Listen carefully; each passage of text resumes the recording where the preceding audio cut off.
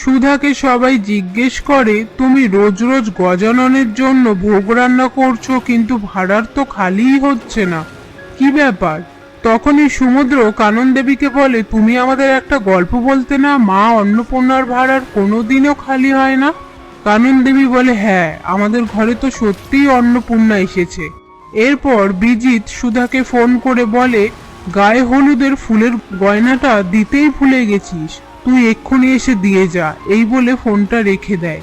তারপর সুধা চিরকুটকে তার ঘরে ডেকে বলে, তুমি আমার একটা হেল্প করে দিতে পারবে? চিরকুট বলে, হ্যাঁ। এরপর ট্রাফিক সিগন্যালে গাড়ি থেকে তেজ অটোর মধ্যে সুধাকে দেখতে পায় আর বলে, সুধা এখানে কি করছে? তখনই ট্রাফিক সিগন্যাল ছেড়ে দেয় আর অটোটা সেখান থেকে বেরিয়ে যায়। এরপর তেজ লোকেশন ট্র্যাক করে দেখে সুধা বাড়িতেই আছে। এদিকে সুধা বুদ্ধি করে চিরকুটকে তার স্মার্ট ঘড়িটা পরিয়ে দিয়ে আসে। তারপর সুধা বিজিতকে ফুলের গয়নাটা দিয়ে সেখান থেকে চলে যায়। সেটা দেখে ইমন বিজিতকে বলে, ওই মেয়েটাকে? বিজিত বলে, ও তো এই সমস্ত কিছু বানিয়ে দিয়েছে, সেই মেয়েটা। ইমন বলে, এখানে দাঁড়িয়ে আছো, যাও গিয়ে দিয়ে এসো এটা।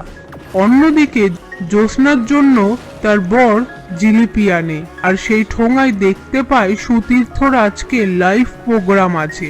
সেটা দেখে জ্যোৎস্না তার বরকে আবদার করে, তুমি আজকে ঠাম্মিকে রাজি করাও যে আমরা আজকে বাইরে বেরোবো, আমার একটা বন্ধুর সাথে দেখা করার আছে। এই কথাটা জ্যোৎস্নার বর কানন দেবীকে বলে। কানন দেবী অনুমতি দেয় আর বলে বাড়ির সবাইকেই একসাথে ঘুরতে যেতে। রাত্রিবেলা সবাই মিলে সুতীর্থর প্রোগ্রাম দেখতে আসে।